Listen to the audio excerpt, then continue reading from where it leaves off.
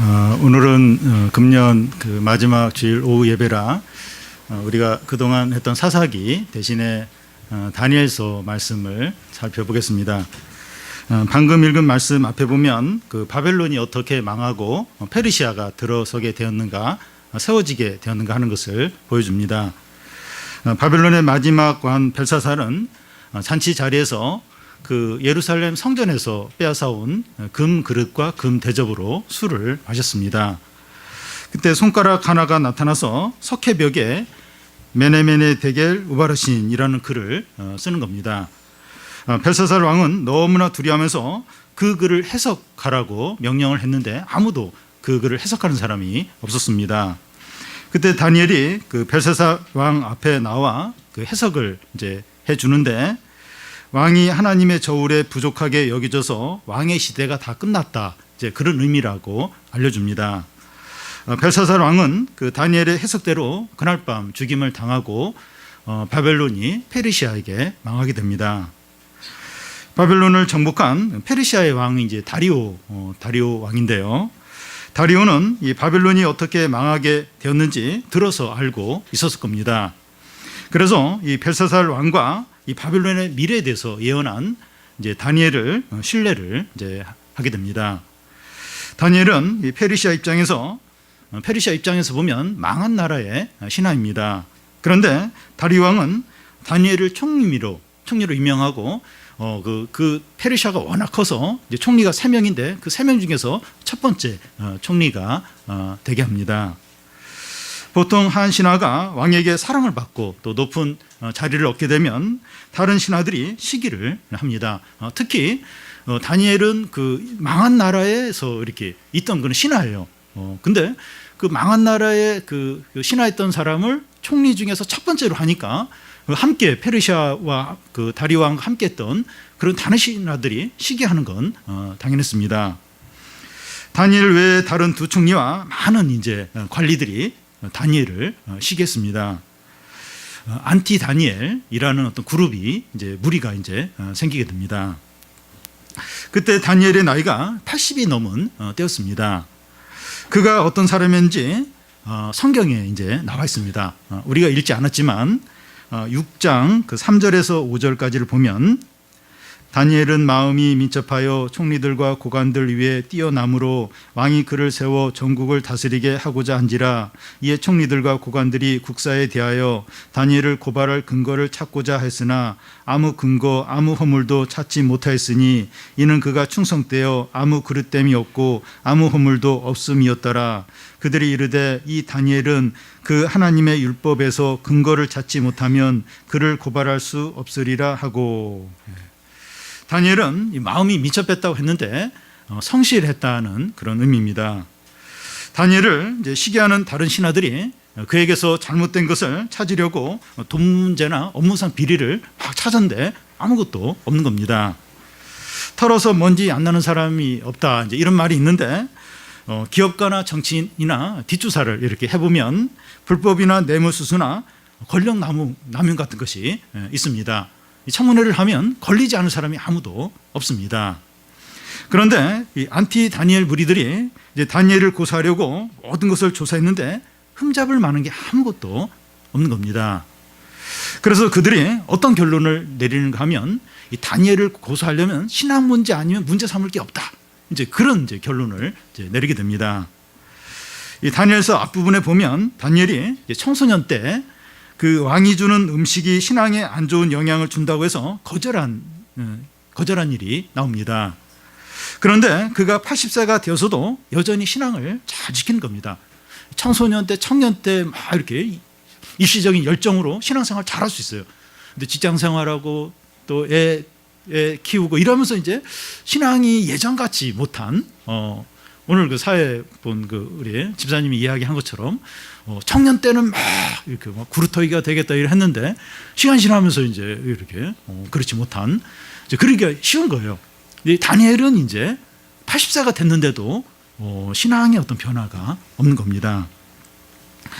그뿐만 아니라 이 자신이 해야 될 일에 대해서 성실하게 최선을 이제 다하고 있었습니다. 대강대강하거나 거짓말을 하거나 비리를 저지르지 않았습니다. 그러니까 사람이 그래요. 이렇게 말단에 있을 때는 나름대로 정직하게 이제 이렇게 딱 법에 합당하게 하는데 지위가 올라가고 권력이 생기고 돈이 생기고 또 막 유명해지고 이러면 힘이 생기니까 또 막 이렇게 어떤 유혹들이 오니까 그걸 거절하지 못하고 변질되는 경우가 많습니다. 근데 이 다니엘은 80이 됐는데도 신앙도 안 변해요. 그리고 참 그 일을 하는 데 있어서 성실하게 정직하게 최선을 다해서 이제 하는 겁니다. 우리는 이 다니엘 하면 잠시 후에 살펴보겠지만 이 사자굴에 들어가면서까지 신앙을 지킨 믿음의 사람으로만 그렇게 생각을 하는데 그의 믿음만큼이나 그의 삶에 정직과 성실과 최선을 다하는 이제 그런 삶이 있었습니다. 이 크리스찬 청소년들은 공부를 다 잘해서 다 명문대에 가야 되는 게 아닙니다. 크리스찬 직장인들은 다 승진하고 사업하는 크리스찬은 다 성공해야 하는 게 아닙니다.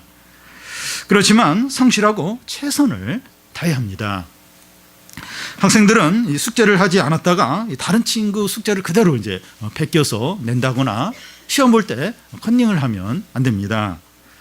직장 생활이나 사업을 하면서 뇌물을 받거나 또 거짓말을 하거나 불법을 행하면 안 됩니다.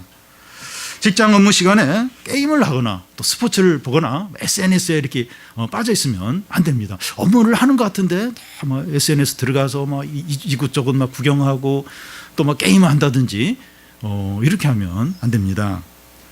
주부들은 집안일이나 자녀 양육에 게으르면 안 됩니다.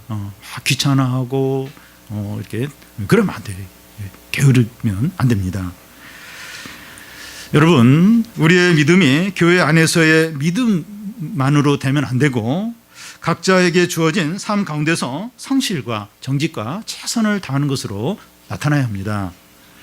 이것이 왜 중요한가 하면 불신자들은 우리의 삶을 보면서 하나님이 어떤 분인가 느끼기 때문입니다. 다리오 왕은 이 다니엘을 보면서 하나님 너무 대단한 분이다. 참 하나님 너무 좋은 분이다. 이런 걸 이제 다니엘을 통해서 느꼈습니다. 이 시간이 이제 금년 마지막 주일 오후 예배인데요. 한 해 동안 우리의 생활 태도를 통해서 주위 사람들에게 하나님이 어떻게 나타났는가 한번 돌아보면 좋겠습니다.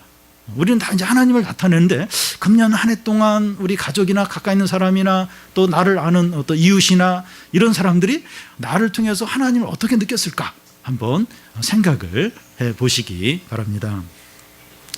안티 다니엘 그룹은 이 다니엘을 없앨 수 있는 한 가지 방법을 이제 생각해내고 왕에게 찾아가서 고합니다. 6절에서 9절까지 한 절씩 교대로 읽겠습니다.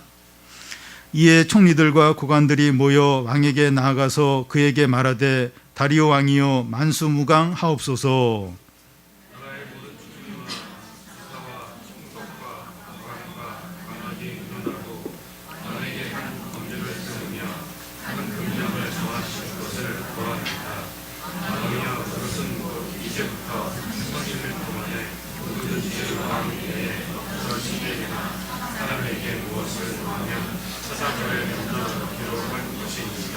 그런즉 왕이여 원하건대 금령을 세우시고 그 조서에 왕의 도장을 찍어 메대와 바사에 고치지 아니하는 규례를 따라 그것을 다시 고치지 못하게 하옵소서 하매.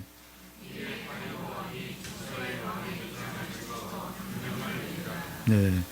한 달 동안 왕 외에는 다른 신이나 사람을 섬기지 못하게 하자는 겁니다. 그것을 어기는 자는 사자굴에 던지자는 겁니다. 이것을 법령으로 삼아서 아무도 바꾸지 못하게 하자는 겁니다. 왕이 신하들의 말을 듣고 그 조서에 도장을 찍습니다. 왕이 생각할 때 이게 꼭 나쁜 게 아니에요. 한 달 동안 나만 섬긴다. 그렇게 안 하는 자는 사자굴에 던진다. 그러면 내 왕권이 더 높아지겠구나. 이런 생각을 하면서 큰 다른 어떤 생각 안 하고 그 법령에 도장을 찍습니다. 신하들의 이런 제안은 다니엘을 사자굴에 넣으려는 악한 음모입니다. 왕이 조서에 도장을 찍자 신하들은 왕궁뿐만 아니라 온 나라에 공문을 보내요. 그래서 다 그걸 모든 사람에게 알립니다. 이제 누구든지 한 달 동안에 왕 외에 다른 신하에게 절을 하면 또 섬기든지 기도를 하든지 예배를 드리면 사자굴에 이제 던져지는 겁니다. 다니엘도 이 사실을 알게 됩니다. 그는 결정을 내려야 됩니다. 한 달 동안 이 하나님께 기도하는 것을 쉬든지 아니면 기도하다가 사자굴에 던져지든지 이 결정을 해야 됩니다. 이것이 국가의 법인데 따라야 하지 않는가? 다른 모든 사람들도 이 법을 지키는데 나도 지켜야 되지 않는가? 나는 또 이 총리 아닌가?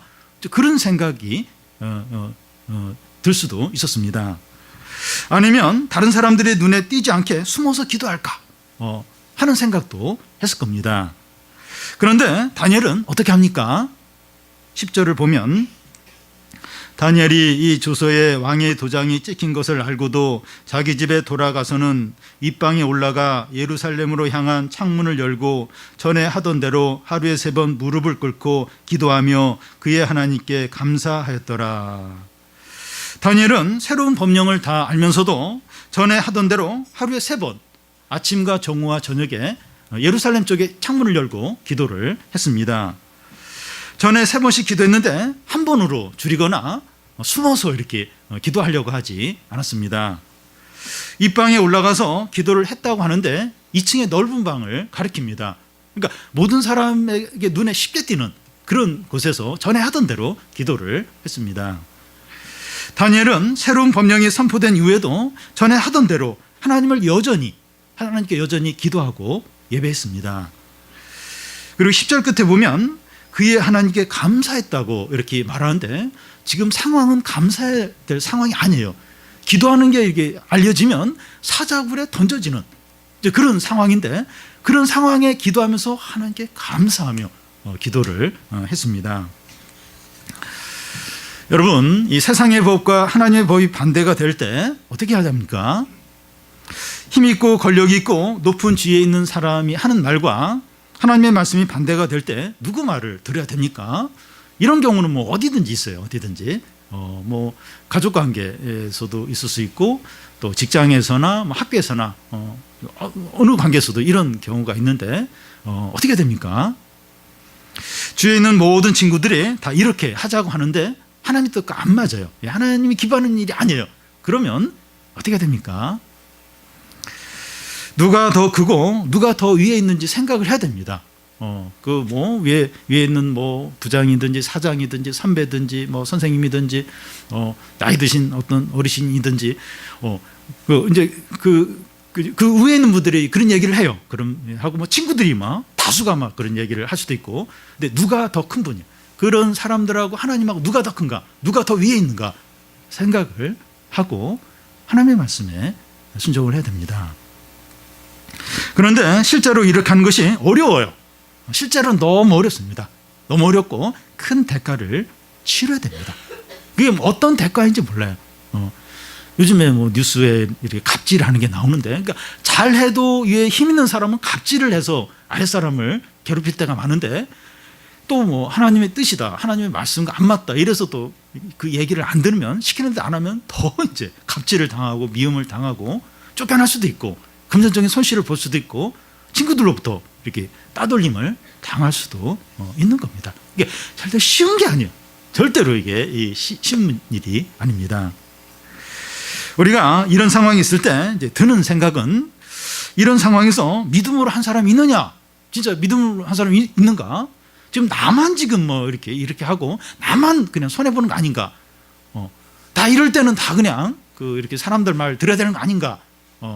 현실을 인정해야 되는 거 아닌가? 이렇게 하는 사람이 있느냐?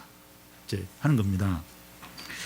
그런데 이런 상황에서 믿음으로 한 사람들이 있어요. 많이 있습니다. 다니엘이 이렇게 한 것은 하나님의 백성이기 때문입니다. 하나님을 만나고 하나님이 어떤 분인지 아는 사람은 이렇게 해요. 이렇게 합니다. 하나님을 만나고 하나님 어떤 분인지 아는 사람은 이렇게 합니다. 그리스도인은 다 이렇게 해야 됩니다. 어린이든지 청소년이든지 청년이든지 장년이든지 모든 그리스도인들은 이렇게 해야 됩니다. 어려워요. 쉽지가 않습니다. 그런데 이렇게 해야 됩니다. 그런 상황이 왔을 때 하나님께서 은혜와 성령과 믿음을 주셔서 담대하게 하십니다. 내 힘으로 하는 게 아니에요. 내 배짱으로 하는 게 아니라 하나님이 그런 어떤 기쁨도 주시고 능력도 주시고 용기도 주세요. 내가 하려고만 하면, 하나님께 구하기만 하면 내 의지나 내 배짱으로는 못하는데 그렇게 할 수 있는 어떤 담력들, 어떤 힘을 주십니다. 지금 우리들은 잘못할 때도 있지만 그 세상을 거스리면서 믿음으로 나름대로 살아가고 있어요. 우리 교인들 보면 그렇게 하십니다. 장년들도 그렇고 우리 청년들, 청소년들 나름대로 좀 부족하긴 하지만 그렇게 살려고 애를 씁니다. 어린이는 어린이대로, 청소년은 청소년대로, 청년은 청년대로, 또 장년은 장년대로 흔들리지 않고 믿음의 싸움을 싸우고 있습니다. 잘 못할 때도 있지만 그렇게 살려고 애를 씁니다. 어떻게 해서든지 예배를 드리려고 하고 죄를 짓지 않으려고 하고 말씀에 순종을 하려고 합니다. 그렇게 하려고 애를 많이 씁니다. 우리 또 이제 새해가 또 시작이 되는데 자꾸 또 약한 마음이 들어요. 약한 마음 먹지 않고 좀 용기를 내 가지고 계속해서 다니엘처럼 이 믿음의 사람들처럼 이렇게 사람들 어떤 막 대다수의 하는 그런 의견들 거기 따라가지 않고 이제 이렇게 믿음으로 많은 믿음의 사람들이 그렇게 했어요. 다니엘도 그렇게 했고 우리가 이제 다니엘을 지금 살펴보는 이유가 이제 다니엘이 그렇게 했으니까 여기 왕과 모든 신하들이 지금 자기를 지금 잡아먹으려고 지금 덫을 놓고 기다렸는데 그런 거 두려워하지 않고 믿음을 하는 거예요. 기도 딱 하고 하나님께 감사하고 이제 그렇게 한 사람이 있는 거예요. 그래서 고생은 해요. 고생을 하는데 그게 전부가 아니라는 거예요. 우리 잠시 후에 살펴보겠지만 그래서 약한 마음 먹지 않고 더 좀 용기를 내어서 더 이렇게 하나님을 기쁘게 하고 하나님께 감사하고 이제 그렇게 이제 해야 됩니다. 드디어 이 안티 다니엘 무리들의 이제 다니엘이 기도하는 것을 보게 됩니다. 그들은 왕에게 그 사실을 알리고 법령대로 다니엘을 사저굴에 넣어야 된다고 요구합니다. 그때 왕은 신하들이 다니엘을 없애려고 이런 법령을 만들었구나. 그걸 이제 깨닫게 됩니다. 왕은 어떻게 하면 다니엘을 구할 수 있을까? 고민을 더합니다. 우리 생각에는 이거 왕이니까 너희들 이 나쁜 의도로 지금 다니엘 그렇게 함정에 빠지려고 그렇게 했지. 이 법령 무효. 이제 그렇게 할 수 있을까? 근데 그렇게 못합니다. 그러니까 이 페르시아는 그 당시 이제 그 전 세계를 거의 지배하다시피 하는데 법령이 한번 이렇게 딱 왕이 도장을 찍어서 법령이 발효가 되면 그걸 취소를 할 수가 없어요. 왜냐하면 그 절대적인 어떤 법령으로 다스려야지 왕이 그 법을 이렇게 했다가 또 뒤집고 이러면 그 나라가 유지가 안 되는 거예요. 그래서 왕이라 할지라도 이미 딱 법을 선포하고 거기에 도장을 찍었으면 왕도 어떻게 이제 못하는 겁니다. 그런 가운데 이 저녁 시간이 되었을 때 이제 이 다니엘 무리들은 왕에게 몰려와서 법령대로 이제 다니엘을 이제 사저굴에 넣어야 된다고 요구를 이제 합니다. 왕도 법령을 무시할 수 없어서 결국 이제 다니엘을 사저굴에 넣으라고 이제 명령합니다. 그러면서 왕은 다니엘에게 무슨 말을 이제 하는가 하면 16절 중간을 보면 내가 항상 섬기는 너의 하나님이 너를 구원하실 것이라 이렇게 말합니다. 왕도 다니엘에게 더 이상 뭘 해줄 게 없어요. 그러니까 너의 하나님이 네가 항상 섬기는 너의 하나님이 사자굴에서 너를 구원해 줄 거다. 그러니까 하나님을 믿는 사람이 아닌데 이 다니엘은 구하고 싶고 뭐 해줄 수 있는 건 없고 그러니까 네가 믿는 하나님이 너를 이제 구원해 줄 거다. 이 말을 이제 하게 됩니다. 왕은 그날 밤 아무것도 먹거나 마시지 않고 또 오락도 금하고 밤을 거의 꼬박 새우다시피 보냅니다. 그 다음날 왕은 새벽에 일찍 일어나서 사자굴로 달려갑니다. 20절을 보면 다니엘이 든 굴에 가까이 이르러 슬피 소리질러 다니엘에게 묻되 살아계신 하나님의 종 다니엘아 내가 항상 섬기는 내 하나님이 사자들에게서 능히 너를 구원하셨느냐 하니라. 왕은 슬픈 목소리로 흐느끼면서 이제 소리칩니다. 내가 항상 섬기는 내 하나님이 사자에게서 너를 능히 구했느냐. 왕은 다니엘이 살아있을 거라 하는 기대를 거의 하지 않습니다. 뭐 사자굴에 던져졌는데 그리고 하룻밤이 지났는데 어떻게 다니엘이 살아 있겠습니까?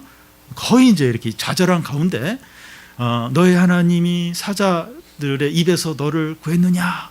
그러면서 울먹이면서 이제 그냥 이제 너무 안타까우니까 이제 그렇게 이제 소리를 친 겁니다. 그런데 그때 놀라운 일이 일어났습니다. 사자굴 속에서 다니엘의 목소리가 들리는 겁니다. 21절, 22절을 우리 같이 한번 교대로 읽겠습니다. 다니엘이 왕에게 아뢰되 왕이여 원하건대 왕은 만수무강 하옵소서.